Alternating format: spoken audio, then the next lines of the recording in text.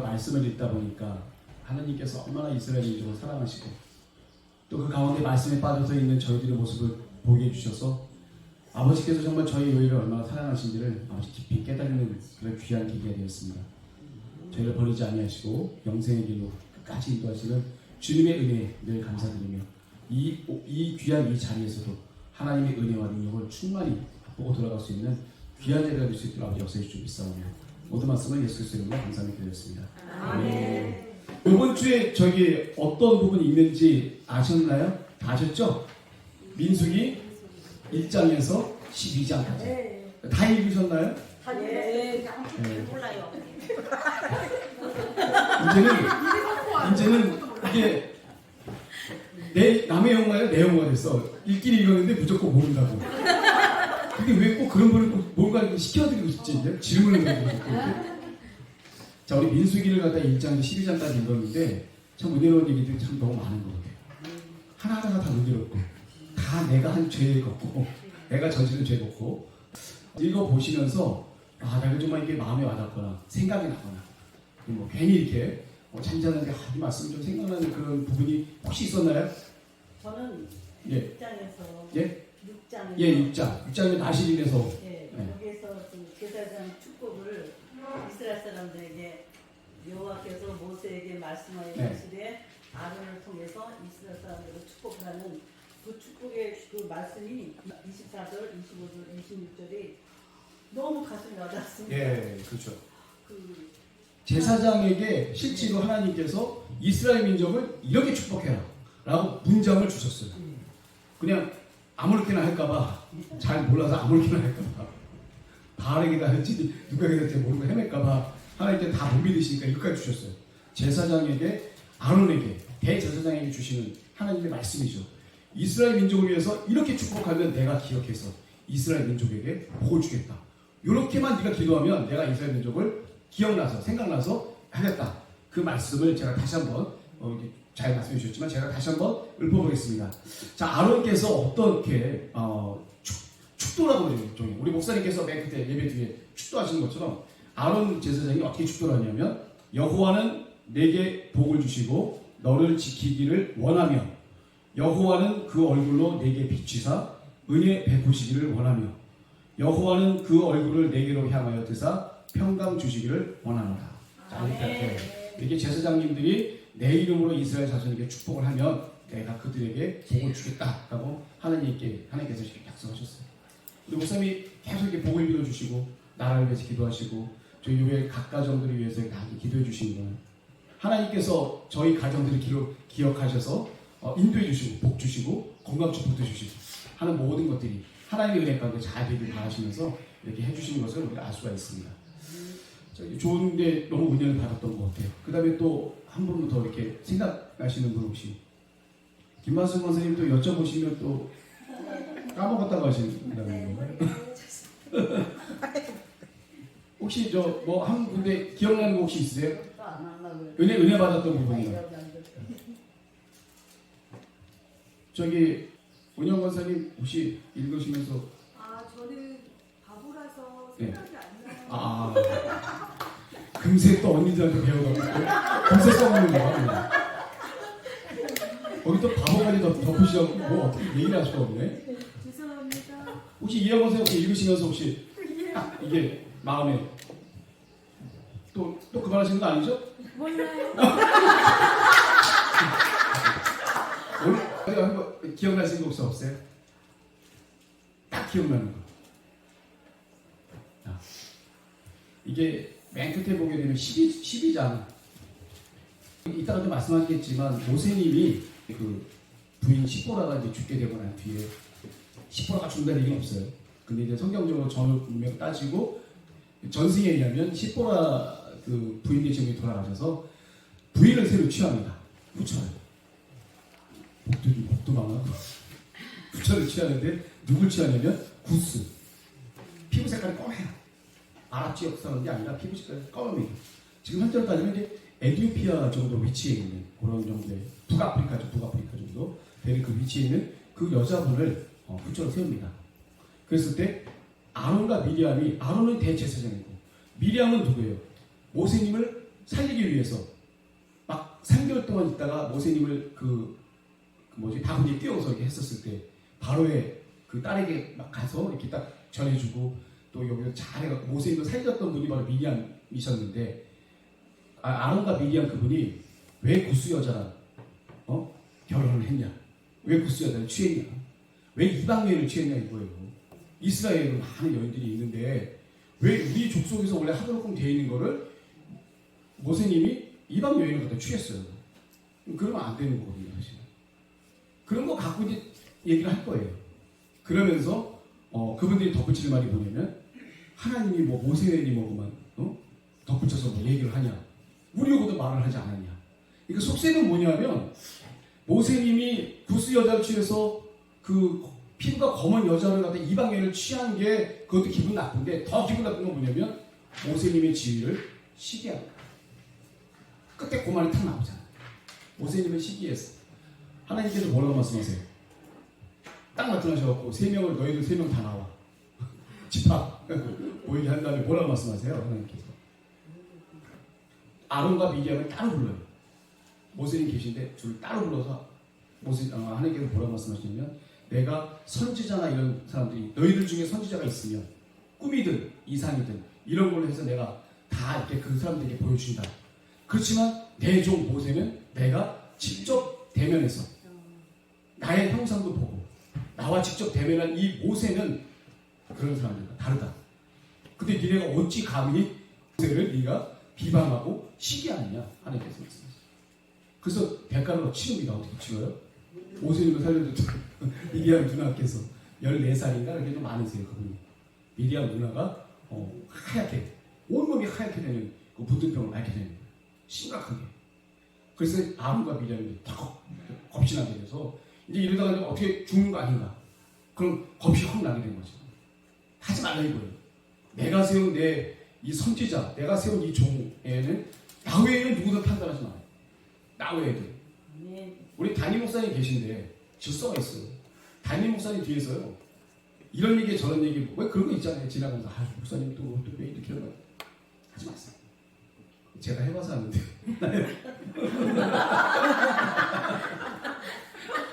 사람이니까 훈련받다 보면 좀 어떨 때 좀 세잖아요. 그런데 하나님께서는요. 우리 물론 이제 우리가 훈련받다 보면 여러 가지 뭐 그런 일이 있어서 하나님은 들으시지만 참으시는 거잖아요. 근데 이때는 기강을 확립하시기 위해서 그런 말 한마디 뒤에서 불평하는 아론과 미리암은 모세님을 도와서 이스라엘 모든 백성 가뜩이나 불평 많이 하는 이스라엘 백성들 그 앞에서 그런 말들 갖다 던져준 그 자체는 하나님 보시기에는 더욱더 큰 문제가 될 수밖에 없는 거예요. 가뜩이나 이스라엘 민족들이 지금 불평 못해서 지금 안 다니는 사람들인데 걷다 대고 이렇게 건덕지를 던져주면 난리가 나는 거죠. 하나님은 그걸 다 아시기 때문에 절대로 모세님에 대한 권위와 나와 모세와의 관계 나와 모세를 욕한다면 곧 내 영광을 욕하는 거고 내 거룩함을 더럽히는 거다 라고 하나님 말씀하세요. 그래서 미리암을 아주 그냥 흰둥이로 만들어요. 하얗게 그냥 문득병처럼. 그랬더니 아론이 정말 제발 부탁인데 잘못했다고 살려달라고 기도해달라고 해서 모세님이 행복하게 하나님께 기도를 해서 하나님께서 이제 7일 동안 이제 진 밖에서 격리시키는 거죠. 격리를 시켰다가 다시 이렇게 돌아오게 하는 그런 역사. 맨 마지막에 있는 여기 이제 하세롯이라는 곳으로 이제 이동하게 되는 그 가운데서 하나님께서 모세님에게 도전했던 아론과 미리암 있을 수 있는 일이잖아요. 그 뒤에 가면 더 큰 일이 벌어져요. 우리가 안 읽는 중에 그렇게 살짝 자국을 정확히 남기세요. 그래서 모세님에 대한 그 권위와 또 하나님과의 함께 하시는 그런 그 능력을 함부로 평가하거나 비방하거나 모략하거나 이런 사람들에게는 절대로 용납하지 않으시고 오직 하나님이 세우신 목사님이나 선지자분이나 이런 모세님과 같은 그런 위대한 능력이 가신 분들은 하나님만이 판단할 수 있어요. 물론 다른 분들도 우리가 함부로 다 판단해서 안 되겠지만 더더구나 하나님이 세우신 그 종들은 이 질서에 대한 만큼은 정확합니다. 그래서 여기 계신 분들은 이 질서에 대한 그런 부분들을 정확하게 지키시는 그 행위만으로도 어떻게 되는 거냐면 하나님을 거룩하게 만들어주는 거예요. 하나님이 거룩하게 세운 하나님의 종을 극진히 만약에 기도해드리고 물질 봉양해드리고 뭐 할 수 있는 내 마음의 감동으로 모든 것을 다 해드리고 질서 잡아드리고 누가 비방하는 사람이 있으면 그게 아니다 잘 얘기해드리고 여러 가지 좋은 역할을 하는 그런 분들은 이미 하나님의 이름을 거룩하게 하시는, 하나님께 기뻐 영광 드리는 바로 그런 분들이라고 제가 볼 수가 있겠죠. 예, 그런 일들이 좀 있었습니다. 자, 제가 그림 하나 나눠드렸죠. 예, 그냥 이거 한번 이해해 보시라고. 그러니까 지금 우리 민수기라는 게 뭐예요? 민수기. 민수기가 어떤 뜻이에요? 현기 권사님, 만만한 우리 현기 권사님. 민수기가 어떤 뜻이에요? 술을 센다. 술을 세다. 뭔 술을 세? 백성. 네. 백성 민자죠. 백성의 수를 기록한 이 책이 바로 민수기라고 볼 수가 있겠죠. 간편하게 얘기하면 그 술, 여기 보면 아니 벗기도 어려워 죽겠는데 왜 숫자가 이렇게 많이 나와? 뭐가 몇 명이고 몇 명이고, 그리고 또 한 번 나오는 게 또 12번 계속 반복되니까 한두 번이 아니야. 지겨워서 모르겠다. 그래서 하나님께서 백성의 수를 갖다가 계수를 한다. 왜 계수를 할까요? 왜 세요? 안 셌다가 멀쩡히 가만히 있다가 갑자기 왜 세요? 정비를 하려고 그러죠. 규모를 알라고. 하나님은 아세요. 아시는데 여기는 이스라엘 민족들을 너희들의 규모가 어느 정도인지를 하나님께서 깨우쳐 주시는 거예요. 굉장히 복된 그 민족이죠. 그래서 계수를 갖다가 하게 되는, 이 계수가 언제 하냐면 제가 출애굽 후 2년 2월 1일이라고 했어요. 출애굽 후 2년이니까 출애굽하고 2년 뒤가 아니라 출애굽하는 그 당시가 1년이에요. 그러니까 출애굽을 하고 나서 1년 뒤에, 1년 뒤, 1년하고도 한 달 뒤에 이렇게 된 거죠. 우리가 출애굽을 한 때가 어느 때예요? 출애굽을 할 때가 1년 2월 14일 저녁이죠. 이때 뭐예요? 정확히 얘기하면 15일이죠. 1월 14일이 언제죠? 6월절. 1월 14일 저녁에 하나님께서 6월절 행사를 하시면서 어린 양의 피를 문설주에 발라서 진설병에 있는 그 무교병을 갖다 먹고 얼른 나오게 되는 그 날, 바로 6월절 하는 날, 이게 바로 그 장자의 재앙이 지나가는 날, 1월 14일. 그 15일 날 되는 거, 14일과 15일 그 지점에서 홍해가 나오게 되고, 바로 그 1년 뒤에서 한 15일 보름을 더 나간 2월 1일이 하나님께서 이제 시내산에서 이제 여기 있는 분들을 놓고 이제 계수를 갖다 이렇게 하게 된 거죠. 출애굽 후에 2년 2월 1일. 그래서 20세 이상 되는 남자의 수가 합해보니까 각 지파별로 여기다 나와 있어요. 르우벤은 46,500명, 시므온은 59,300명, 쭉 해서 다 나옵니다. 다 나와서 결국은 남자의 명수가 20세, 남자의 그 나이가 20세 이상 되는, 그리고 전쟁에 나가서 활동적으로 전쟁을 치를 수 있는 남자의 명수를 세봤더니 60만 3,550명이다. 그러면 여자분들하고 애들은 인간도 아니냐? 사람도 아니냐? 남자만 다냐? 라고 오해하실 수 있겠는데 그렇지가 않아요. 왜 그러냐면 이 목적을 갖고 생겨요. 목적. 만약에 전체 설거지를 할 수 있는 가용 용량을 센다고 한다면 좀 얘기가 달라지겠죠. 음식을 할 수 있는 사람의 명수를 생각하면 가용 용량이 달라지겠죠. 목적이 뭐예요? 목적이 전쟁에 나와서 싸우는 거예요. 그럼 남자들만이 했었던 거예요. 고대에서는 20세 이상 성년들만 나가서 싸웠기 때문에 어떻게 보면 여자와 아이들과 그 집안 사람들을 대표한 사람들이에요. 남자의 수가. 한마디로 얘기하면 남자의 수 이퀄 뭐예요? 같은 게 뭐예요? 이스라엘 민족의 가정의 수 똑같아요. 거의 가까워 보시면 돼요. 가정을 대표한 사람들이에요. 가정. 남자들. 그러니까 여자분들이나 아이나 무시해서 개수가 안 된 게 아니라 목적을 갖고 샜기 때문에 남자의 명수 20세 이상 남자는 보통 결혼을 했잖아요. 다들 결혼하는 사람들인데 그 사람들의 명수가 60만 3,550명이라고 한다면 그때 당시 이스라엘 가정의 수가 60만 3,550명 정도, 50가구 정도 어린 자가도 될 수 있다라고 하는 그 의미를 말씀해 줄 수도 있는 거죠. 네. 그래서 저희 보게 되면 하나님께서는 이제 이스라엘 민족을 애굽에서 탈출시켰는데 이제 앞으로 있을 많은 민족들과 일단 애굽에 있었으면 애굽의 군대에게 보호를 받을 거 아니에요. 근데 이제는 애굽의 군대에게 보호를 받는 게 아니라 하나님께 전적으로 의지하다 보니까 싸움은 자기네들이 해야 될 거 아니에요. 어쨌거나 역사와 이적과 기사는 하나님이 베풀어 주시지만 그 적들 앞에서 서서 싸워야 될 사람들은 바로 이스라엘 민족이다 보니까 대열을 정비를 하시네요. 대열을. 이스라엘 민족의 대열을 정비하셨어요. 그래서 맨 처음에 어떻게 하냐면 잠을 잘 때 그럼 과연 어떻게 잘 거냐, 그리고 이동할 때는 과연 어떤 식으로 이동을 할 거냐. 그래서 그거를 계수를 갖다가 기본적으로 먼저 하는 그 가운데 이 계수한 사람들 중에서 12지파가 있는데 먼저 하는 게 뭐냐면 12지파의 대표되시는 분들, 족장분들이죠. 그 지파의 대표되시는 분들을 갖다가 쭉 뽑아요. 12분을 다 뽑습니다. 누군지는 뭐 다 있어요. 뭐 대표적으로 유다 지파에 많이 들어봤죠. 아미나답의 아들 나손. 이분이 이제 유다 지파의 족장이신데 이 족장들 12분을 갖다 다 놓고 이제 그 명수를 갖다가 각 족장들이 가서 명수를 세봤더니 다 합해보니까 60만 3,550명이었고, 그리고 주둔을 갖다 어떻게 되냐, 너희들이 거하는 장막을 어떻게 거할 거냐라고 하는 것을 제가 여기 보게 되면 주둔식 장막 배치도 한번 보시겠어요? 거기에 보면 항상 중심은 성막이에요. 하나님이 중심이 돼 있어요. 우리 교회가 중심이듯이 하나님이 거주하시는 곳이 항상 중심이고, 동쪽에 이 문 쪽이죠. 성막의 오른쪽이 문이에요. 문. 성막이 문이 나 있는 곳이 바로 아론 자손, 아론과 모세와 아론의 아들들, 아론의 자손들이 묵는 그 천막이 있는 곳이 바로 그곳이 바로 들어갈 수가 있어요. 가까이. 그리고 남쪽 밑에 있는 그 자손이 고핫 자손이에요. 고핫 자손. 고핫 자손은 어떤 걸 담당하는 자손이죠? 레위인들이죠. 고핫 자손, 게르손, 무라리. 이게 누구의 아들들이에요? 레위. 첫째가 게르손, 둘째가 고핫, 셋째가 무라리. 이 삼형제가 그 야곱의 아들 레위의 세 아들들의 이름이에요. 그러니까 게르손의 자손들, 고핫의 자손들, 무라리의 자손들. 이 아론의 자손은 어디에 속하냐면 고핫 자손에 속해요. 고핫 자손에. 고핫 중에서 그 첫 번째 아들 이름이 뭐죠? 아므람이라고 하죠. 아므람이 고모인 요게벳을 결혼해서 낳은 아들이 바로 아론과 모세가 되죠. 예.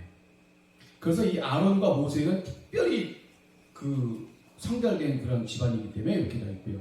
그 다음에 고핫 자손, 게르손 자손, 무라리 자손이 있는데, 이 게르손 자손은 이 밑에 보면 이제 행군할 때 이 분들은 게르손 자손은 뭘 갖고 다니냐면은 성막 중에서 어떤 거냐면 천조가리 돼 있죠. 이게 왜 천조가리가 어디 있죠? 우리 성막에 보면 겉에 둘른 이 천들이 있어요. 그리고 성소에 이렇게 테두리, 울타리를 갖다 쳤던 곳에 그 천들이 있고, 주로 천들을 갖다 많이 갖고 이동하셨던 분들이 바로 게르손 자손이고, 무라리는 좀 큰 것들이 뭐냐면 널판지 같은 거, 성막을 만드는 널판지나 아니면 기둥들이나 이런 것들, 무거운 것들이죠. 무거운 것들을 가서 했던 자손들이 바로 무라리 자손들이고, 이 고핫 자손은 뭐냐면 성막에 보면 지성소와 성소가 있는데 그 안에 물건들을 갖고 이동하는, 어깨에 메고 이동하는 사람들이 바로 고핫 자손들이에요. 나중에 보게 되면 이제 성막을 갖다 이렇게 짓잖아요. 성막을 지으면 각 지파의 종족들이 이 봉헌 예물을 드려요.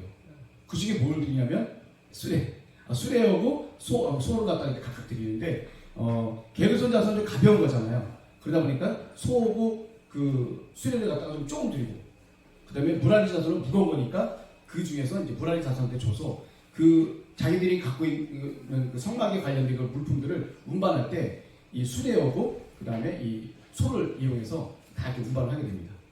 이제 이렇게 보게 되면 그 오른쪽에 보면 유다진이라고 그러죠. 유다 지파와 이사가 스불론이 있는데, 보통 아마 읽어보셔서 알 테지만 유다진 대표되는 종족이 이제 유다 지파죠.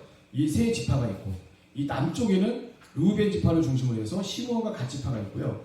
그 다음에 이 서편, 이 성막 이쪽 서편 쪽에는 에브라임 지파를 필두로 해서 브나스와 베냐민 지파가 있고, 이 북쪽에는 단 지파와 아세, 납달리 지파, 여기 12지파가 이렇게 딱 머뭅니다.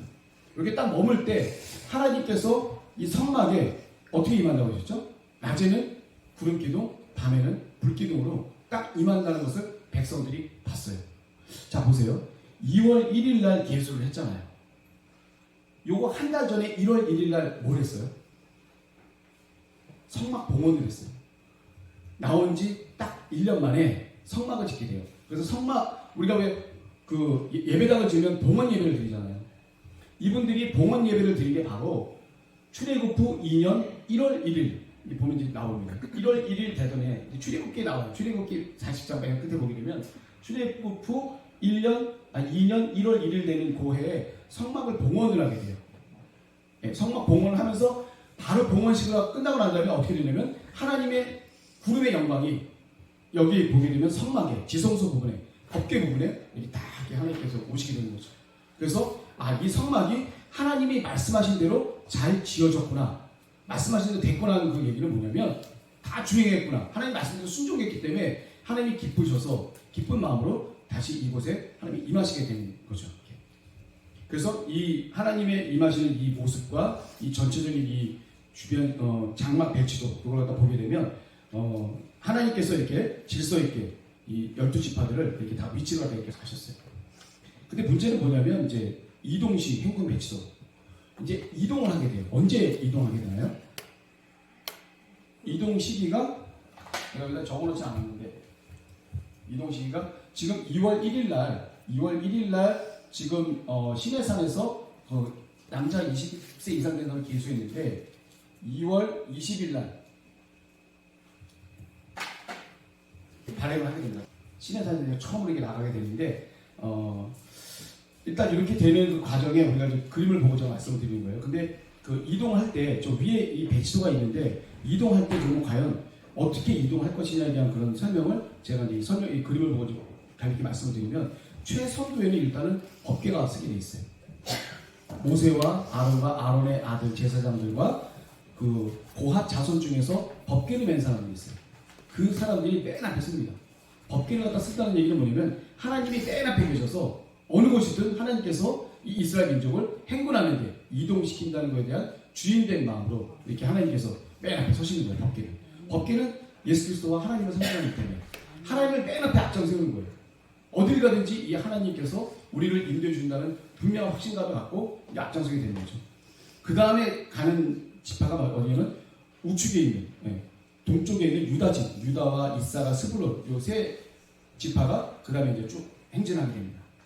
그 다음에 게르손과 무라리 자손이 운반하는 그 성막. 제가 게르손은 천막 위주로 간다고 했고 무라리 자손은 널빤지나 기둥들 무거운 것들 그런 걸 든다고 했어요. 그리고 이 사람들이 아까 말했듯이 수레와 소를 이용해서 그 무거운 물품들을 다 달리게 돼 있어요. 이렇게. 그래서 고핫 자손이 운반한 성막 기구들이 이렇게 있습니다.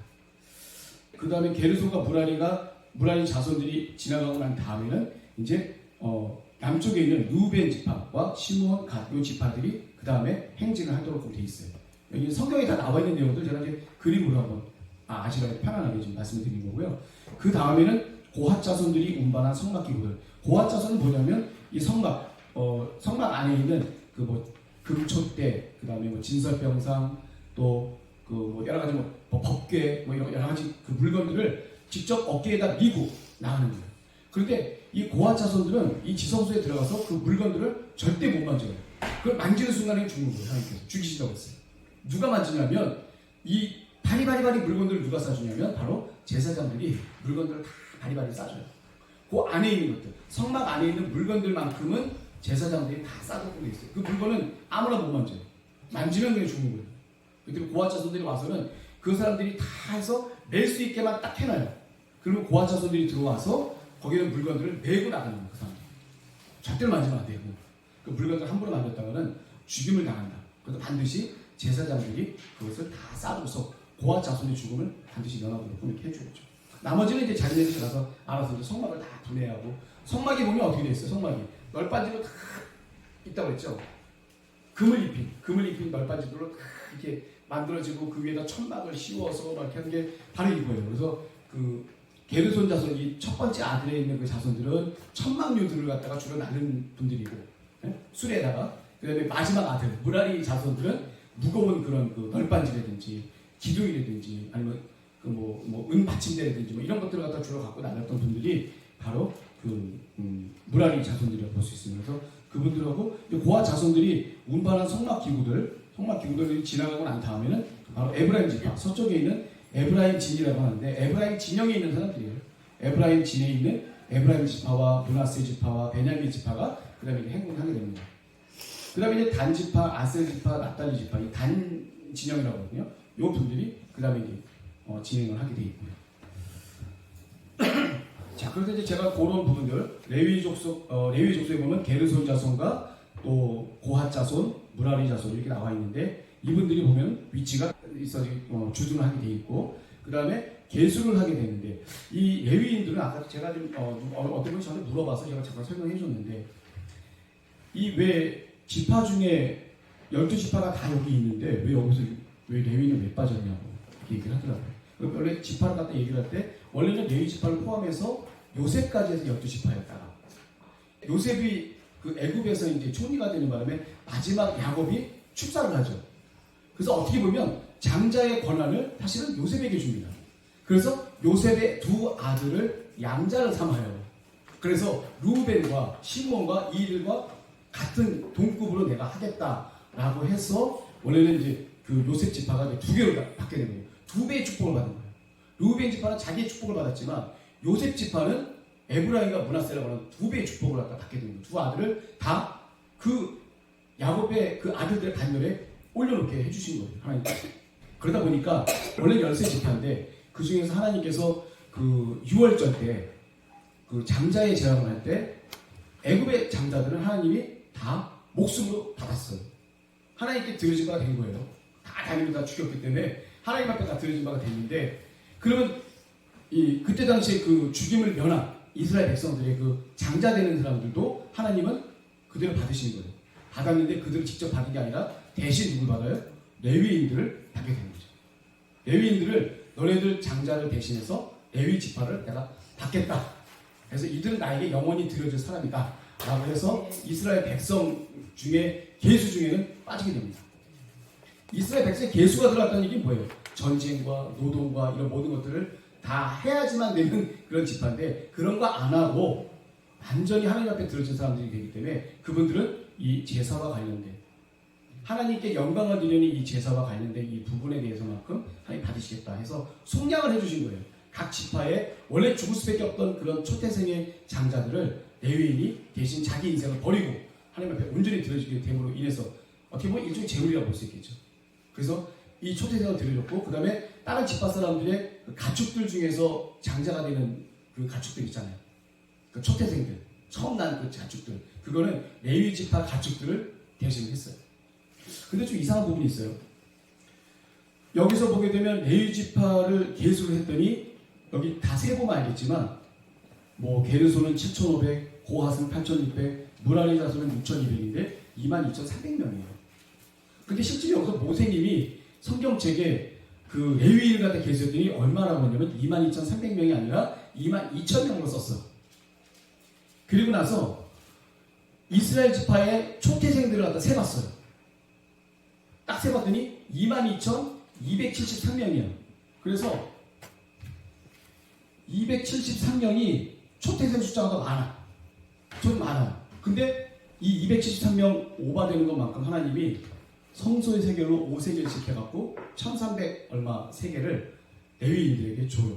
그래서 그거를 성막 운영하는 비용으로 하나님 쓰게 하십니다. 그러니까 22,000명이 22,273명을 커버해주는 거예요. 저도 어떻게 보면 하나님께서 레위 지파를 이렇게 해주긴 하지만 이게 레위 지파 분들은 하나님께서 이렇게 다 예비해서 이렇게 다 해주신 거죠. 필요한 부분들. 근데 레위 지파 사람들이 제가 22,000명인데 22,300명인데 개수된 게. 근데 모세님이 22,000명이라고 딱 했단 말이에요. 그럼 300명 차이잖아. 그럼 300명이 뭐예요? 뭐겠어요?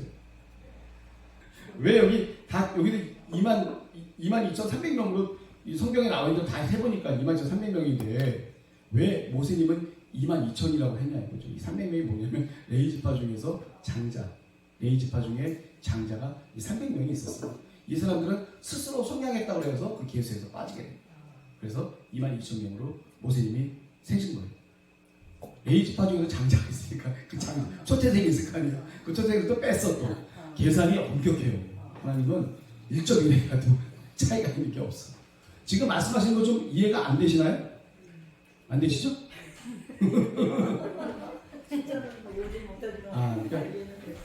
그래서 간단히 제가 드렸던 말씀을 한번 성경 한번 잘 읽어보시고 요거 부분을 제가 간략하게 제 다음에 한번 좀 이렇게 잘 설명을 해주시는 분 되도록 할게요. 레위 지파 사람들을 하나님께서 계수를 하신 이유는 뭐냐면 그 6월절 때 하나님께 드리라고 했던 그 이스라엘 전체 민족의 그 장자들을 대신해서 주는 게 아니라 그 장자들이 와봤자 할 일이 뭐가 있겠어요. 대신해서 레위지파 사람들이 이게 오게 되는. 근데 레위지파 사람들이 어떤 일을 한 게 기억이 나나요? 그때 레위지파 사람들이 어떤 특출난 행동을 한번 한 적이 있었는데 네, 금송아지 사건 때 모세님 편에 서서 사람들을 도리고 했죠. 하나님의 그 분노를 삭힌 거예요. 그 편에 섰던 사람들이 바로 레위인들이에요. 아마 그래서 하나님께서 그렇게 하셨는지 모르겠지만 이 레위 지파 사람들을 제 마음이에요. 저희 집 마음이고 사실은 어떤 부분인지 모르겠지만 하나님께서 이 레위 지파 사람들을 갖다 택하신 그 이유가 바로 그 하나님께로 향했던 그 모세님에 붙어서 하나님의 그 분명함을 갖다 세우려고 했던 그런 사람들이 바로 레위인들이었었거든요. 그래서 좀 그렇게 된 거 아닌가 하는 생각을 한번 해봤습니다. 자, 그 다음에 레위 지파 사람들 중에서 보게 되면 나답과 아비후가 이제 술 먹는 걸로 사실 이게 됐잖아요. 근데 사실 이 제사장들이 술을 갖다 먹게 되면은 어떻게 돼요? 이성을 잃어버리고 정한 것과 부정한 것에 이 초점이 이게 흐려지게 되거든요. 사실 저도 예전에 한잔 했어요. 좀 하긴 했거든요. 학생 때도 많이 마시고 했는데 근데 보니까 기도를 나오게 되면서부터 제가 어떤 일이 벌어지냐면 회사의 그 회식이나 이런 거를 잘 참석을 잘 못하게 돼요. 왜냐면 일주일에 4일을 예배를 드리니까 월화 목금이었었거든요. 수요일 때 월화 목금한테 4일 갔다가 이렇게 드렸어요. 그러니까 회사 끝나자마자 무조건 교회 와야 되니까 기도 와야 되니까 회식을 갈 수 있는 시기가 없네. 그래도 원래 좋아하는 사람이 또 안 먹을 수는 없잖아요. 먹으면 저희가 어떤 일이 벌어지냐면 왼쪽 무릎이 물이 차기 시작합니다. 난 이유 없이 물을 찬다 그렇게 했는데 보니까 이제 목사님 나중에 말씀해 주셨는데 술 먹지 말라고. 나답과 아비오 얘기하는데 근데 미리 좀 이렇게 좀 절제하게 하신 거 아닌가. 그래서 어떻게 보면 하나님께서 이렇게 가진 방법을 통해서라도 무릎이 붓든 어떻든 간에 뭘 하면서 이렇게 좀 이렇게 구별을 좀 지시려고 하시는 것 같아요. 예, 그러면서 이제 완벽하지 않겠지만 그 다음에 또 더 계기가 돼서 또 완벽하게 하나님께서 그 사람을 만들어서 하나님 쓰실 분들은 이렇게 조금 이렇게 그런 과정을 거쳐서라도 어떻든 간에 좀 안 좋은 과정을 거쳐서라도 좀 깨닫게 해주시는 그런 과정이 좀 있으신 것 같아요. 저는 깨달았습니다. 자, 그 나시린 규례가 있어요. 나시린이 뭔지 아세요? 자기가 구별되어져서 하나님 앞에 헌신하는 세상과 구별되어서 그래서 대표적인 게 뭐 있어요? 나시린의 규정 중에 하지 말아야 될 게 뭐예요? 첫 번째가 금주, 포도주와 독주를 마시지 마라. 두 번째가 머리를 자르지 마라. 세 번째가 시체를 가까이 하지 마라. 이 금주와 포도주는 어떤 의미예요? 세상의 사치, 향락. 자 보세요. 어떤 그 드라마를 딱 보는데 일단 거기에 딱 앉아서 와인을 마셔. 그럼 우리 느낌이 어때? 그 사람이 좀 부유해 보여 안 부유해 보여? 아니 돈도 지질이 궁상 없는 주제에 저녁을 라면 먹는 사람이 한가하게 낮에 와인 먹기 쉽지 않잖아요. 그죠? 와인을 먹는다는 개념은 뭐냐면 부와 명예와 권력, 세상의 어떤 사치스러운 것에 대한 대표적인 거라고 볼 수 있겠죠. 그거를 금하는 거예요. 상징적인 의미예요. 그때도 그랬나 봐. 와인이 이렇게 귀했었던 것 같아요. 그리고 두 번째 머리를 자르지 마라. 왜 그럴까요? 머리라고 하면 왜 그럴까요? 머리는 여기 이쪽 부분인데 어떻게 보면 이렇게 면류관을 뜻한다고 해요. 면류관을. 이 머리라고 하는 부분. 하나님의 영광, 하나님의 인도하심 이런 부분에 함부로 손을 대지 않는다는 원초적인 그런 의미가 있대요. 자, 그 다음에 이제 시체를 가까이 하지 말라. 왜 그럴까요? 시체의 이꼴 뭐예요? 죽음은 죄의 삭. 그리고 한마디로 얘기하면 시체는 부정한 것에 대한 대표적인 명사죠. 그래서 요 세 가지를 갖다가 겪지 않으면, 지키지 않으면 이 나시린으로 될 수 없어요. 일정 기간 동안 내가 이 나시린도 보게 되면 평생을 드리는 나시린이 있어요. 그리고 일정 기간을 드리는 나시린이 있고요. 우리 사무엘 선지자님 같은 분, 삼손도 마찬가지고 그 나시린이 죽을 때까지 갈 수 있는 분들이죠. 자, 그리고 삼손이 있고 사무엘이 있고 그 나시린 규정을 할 때 본인이 스스로 나시린이 될 수가 있고요. 아이가 낳자마자 부모가 나시린성을 하는 분도 있어요. 대표적인 누구죠? 부모가 하는 분들.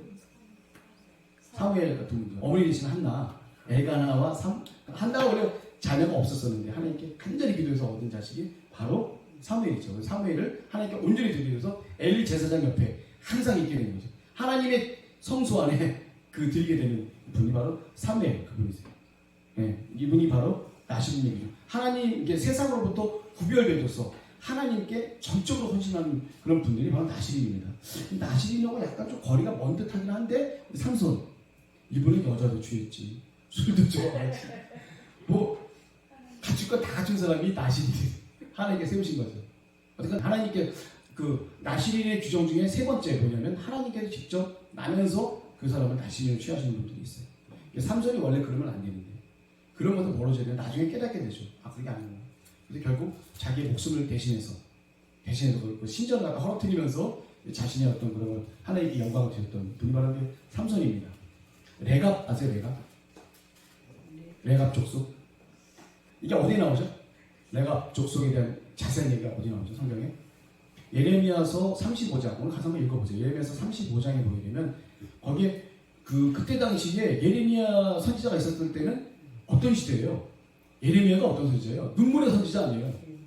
이스라엘이 유다가 망하는 그 모습을 환상으로 보면서 눈물 뿌리면서 기도했던 분이 바로 예레미야 선지자이신데 예레미야 선지자에게 명하셔서 레갑 족속을 데려와서 그들에게 포도주를 마시게 하라고 해요.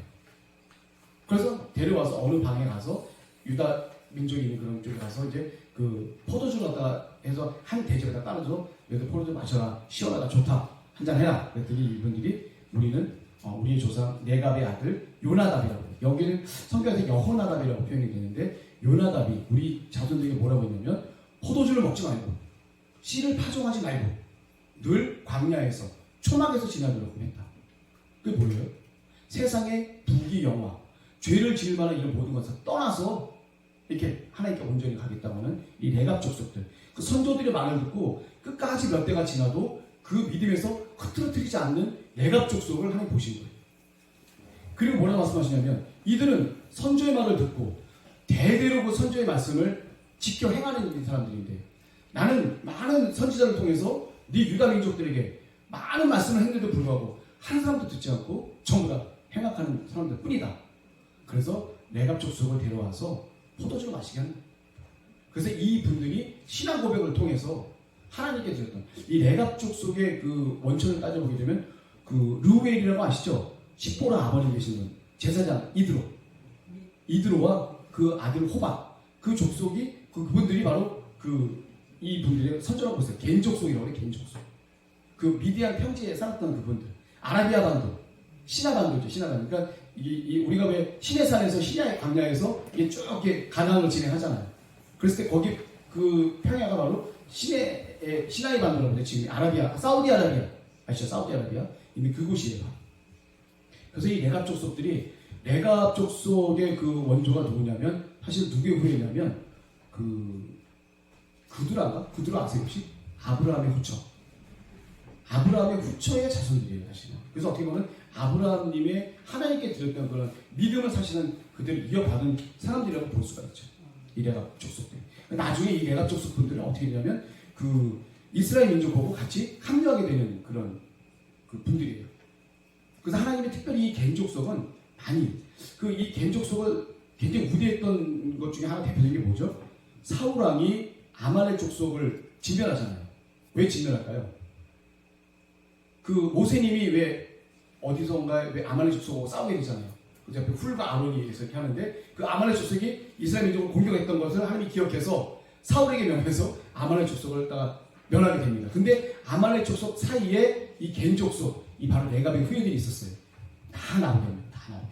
다 나오게 하고 난 다음에 이제 아말렉 족속을 죽이게끔 되어 있어요. 그래서 이 이스라엘 민족들은 전통적으로 이 레갑 족속들, 그 겐 족속이라고 하는 이 분들을 굉장히 우대시 여겨서 일단은 살려주고 그분들을 굉장히 우대시했던 그런 그 풍조가 있었던 것 같아요.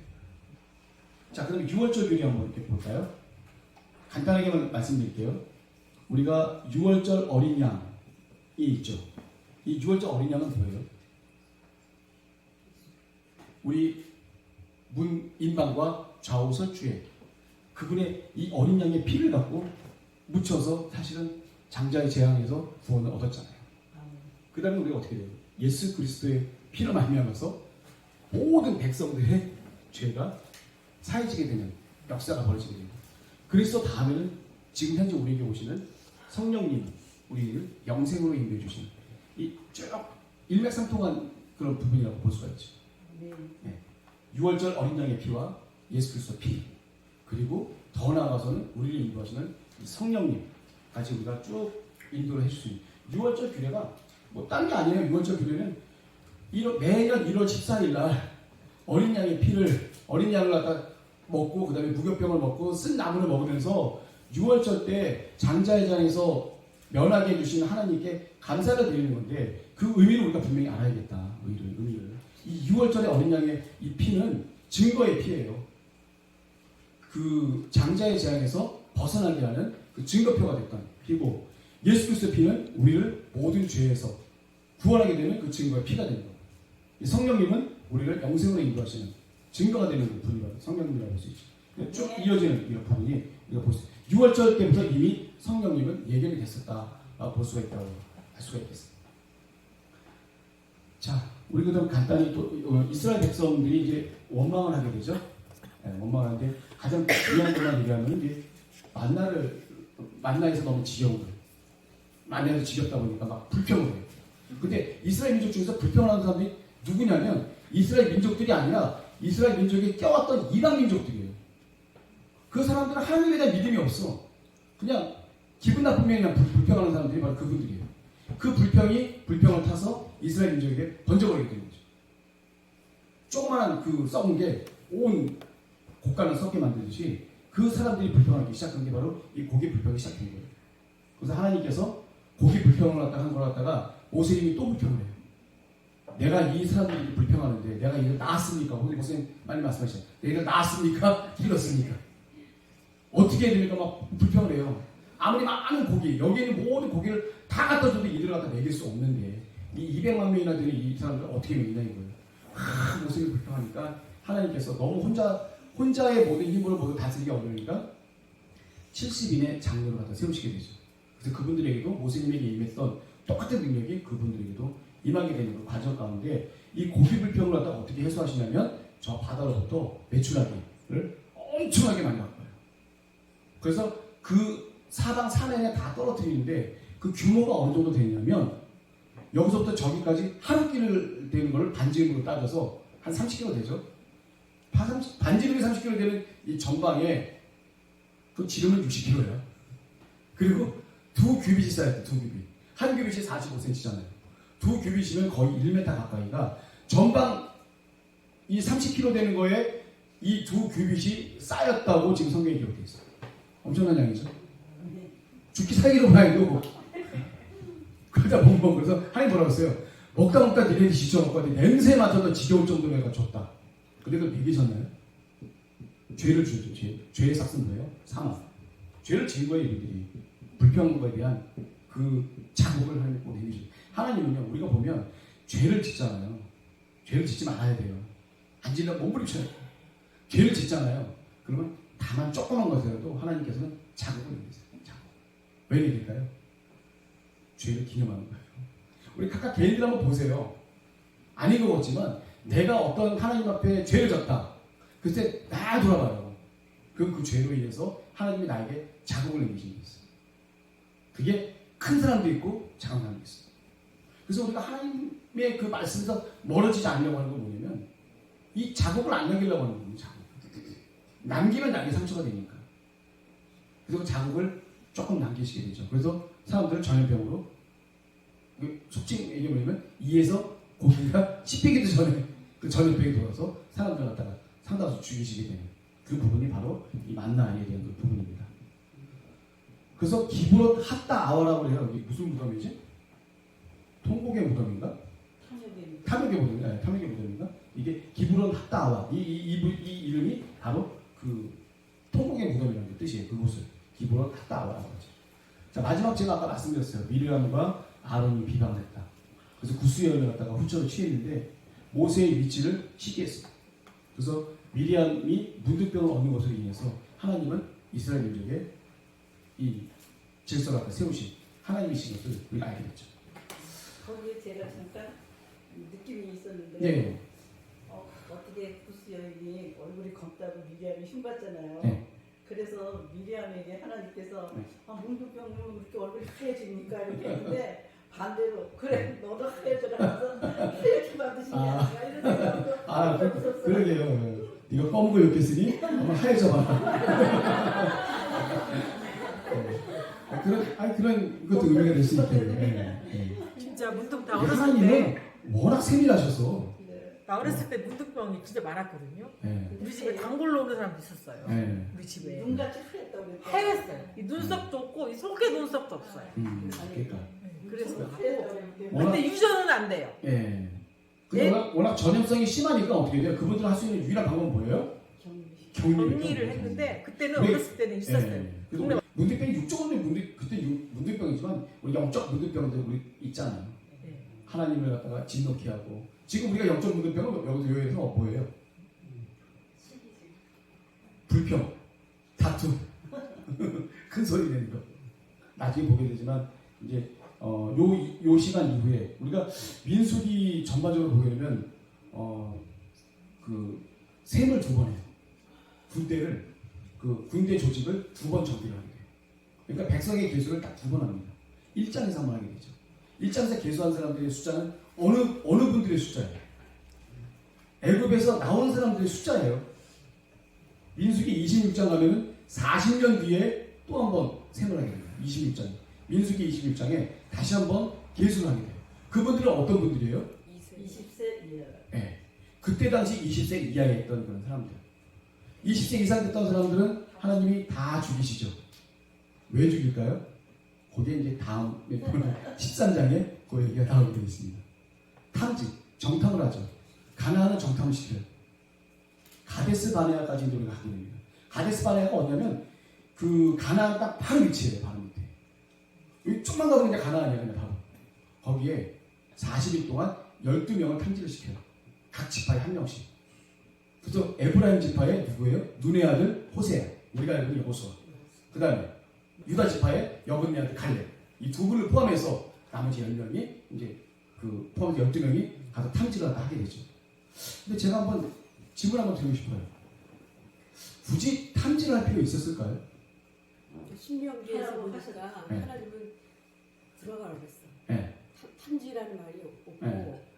맨 처음에 두려워하지 말고 올라가라고 하셨거든요. 그러니까 주저하지 말고 네. 또 그런 말씀이 있었는데 근데 어쨌든 탐지라는 이 부분 자체도 하나님의 역사 가운데 있는 거예요. 탐지라는 것도. 예. 근데 이제 탐지 안 하고 그냥 막바로 하나님의 능력 갖고 가도 되는데 그렇게 하라고 하셨어요. 굳이 꼭 한번 탐지를 갔단 말이에요. 그래서 사람들 한번 흔들어 본 거예요. 내가 봤을 때는. 흔들어 본 거예요. 딱 봤을 때 하나님은 온전히 믿고 신뢰할 수 있는 거예요. 이 중요한 사건이에요. 다음 13장에 하는 그 사건은 하나님을 믿고 신뢰해 주는 거예요. 믿고 신뢰해 주는 거예요. 안 했기 때문에 문제가 생기는 거거든요. 근데 여기 계신 분들 하나님을 믿고 온전히 신뢰하시나요? 아멘. 생활에서? 잘못된 말은 해. 이론은 하는 이론은 하나님을 믿고 신뢰해야 된다고 이렇게 잘못한 사람들은 죄를 받아 마땅하다고 얘기를 해. 근데 그게 정작 나에게 임했을 때 자식이든 재물이든 권력이든 이게 정말 나에게 내 문제에 왔었을 때 과연 이들에게 우리가 침을 뱉을 수 있을까요? 이스라엘 민족이 생각 한번 해보세요. 이 하나님의 이 여기 있는 우리가 갖고 있는 이 여기를 우리가 천방을 치고 생각한다 해보세요. 이걸 다 걷어갖고 이게 또 언제 뜰지 몰라. 또 아침에 떴다 또 저녁에 가라앉죠. 하나님께서. 그럼 또 풀어야 돼. 또 주워갖고 갈 준비해야 되는 거예요. 몇 날 며칠 갈 수도 있어요. 하나님의 그 형상 구름이 쭉 가면 몇 날 며칠 갈 수 있어요. 처음에 3일 길을 갈 때 이스라엘인들이 엄청 불평하죠. 생각을 해보세요. 우리가 3일 길을 가는데 이 파란 걸 아예 찾아볼 수 없어. 그냥 사막길이야. 물 한 방울 나지 않고 이 많은 양들, 많이 괴로워하는 사람들, 물도 제대로 못 먹지, 가축도 죽어가지, 사람도 말라 죽어가려고 하지. 너무나도 괴로운 그 가운데 3일 길을 걸어간다고 그러면 생각해보세요. 3일 길을. 불평 안 하겠냐고. 이분들 그냥 쉽게 그냥 3일길 갔더니 이분들이 불평했다. 하나님의 불평이 이 못된 놈들 같으냐고. 그래서 그걸 생각할 수 없다는 얘기예요. 우리는 이분들보다 더 하면 되지 들어가자. 정말 감사한 시대에 살고 있는 거예요. 아멘. 몸을 띄우지 않고도 하나님께서 성령께서 우리 안에 오셔서 이제는 뭐 성막을 통해서 하나님이 오셔서 힘들게 그냥 텐트 걷고만 하면서 다 가는 게 아니라 내가 움직이는 어느 곳에 간다 할지라도 내 마음 가운데 하나님이 함께 하셔서 하나님의 인도하신 대로 내가 가데스 바네아를 가든 어디를 가든 내가 해야 될 건 뭐예요? 나에게 임하신 하나님의 말씀에 내가 귀를 기울이는 거예요. 내 생각이 있어서는 안 돼요. 그래서 진설병 먹잖아요. 무교병. 그 누룩이 안 들어가게 해요. 내 생각이 없어야 되는 거예요. 이 누룩이 없는 빵을 먹는 그 이유는 뭐냐면 성결하게 아주 신실하게 내 생각이 아닌 하나님의 말씀을 오늘 목사님 얘기하면 바보같이 좀 믿어야 된다. 바보같이. 그게 되겠냐 이거예요. 여러분들 솔직히 물어보시면 돼요. 안 되니까 어떻게 돼요? 성령께서 해주시죠. 내가 할 수 있는 게 뭐라고 했어요? 그냥 몸부림밖에 없어요. 아까 오세초님 말씀하신 내가 하나님의 말씀을 지키려고 하면 몸부림을 치거든요. 몸부림. 나 오초보생이 있다가 뭐래? 여행에서 지금 제일 몸부림 치시는 게 목사님 같아요. 진짜로 제가 봤을 때 우리 평안하고 아니라서는 안 됩니다. 우리. 그러면 이 이스라엘 민족보다 훨씬 더한 사람 되는 거예요. 광야에서 우리는 엄청나게 더 많은 죄를 지을 수밖에 없는 사람이에요. 평안하고 아니라고 안 돼요. 내 주변에 있는 사람들 잘 돌아보고 내가 죄를 지을 만한 부분들 하나님께 합당하냐 늘 매일매일 저녁에 가서 하나님께 물어보고 기도하고 묵상하는 가운데 다음 주에 제가 지금 한번 말씀드려보려고 물어볼게요. 왜 정탐을 갖다가 하나님께서 굳이 뽑아서 한번 시키시는 그 역사가 이러는지 뭐 사람의 뜻이든 어떻든 간에 하나님이 허락하셨으니까 할 거 아니에요. 예. 그 정탐을 왜 했는지 정탐에서 좋은 결과가 없었잖아요. 좋은 결과가 없는 걸 아시면서 왜 정탐을 시켰냐 이거예요. 여러 가지 의미가 있을 수 있어요. 왜냐면 이 가데스 바네아 사건은 이 이스라엘 여정 중에 가장 중요한 사건 중에 하나이기 때문에 그래요. 그 사건을 아마 일주일 동안 묵상하시면서 어차피 다음 우리가 읽어야 될 부분이에요. 13장부터 우리 어디까지 읽는 거죠? 24장 맞죠? 네, 24장까지 읽어야 되는데 거기까지 읽으시면서 한 번쯤 더 그 부분이 왜 정탐을 시키셨는지 그 머리 한번 생각해 보셨으면 좋겠습니다.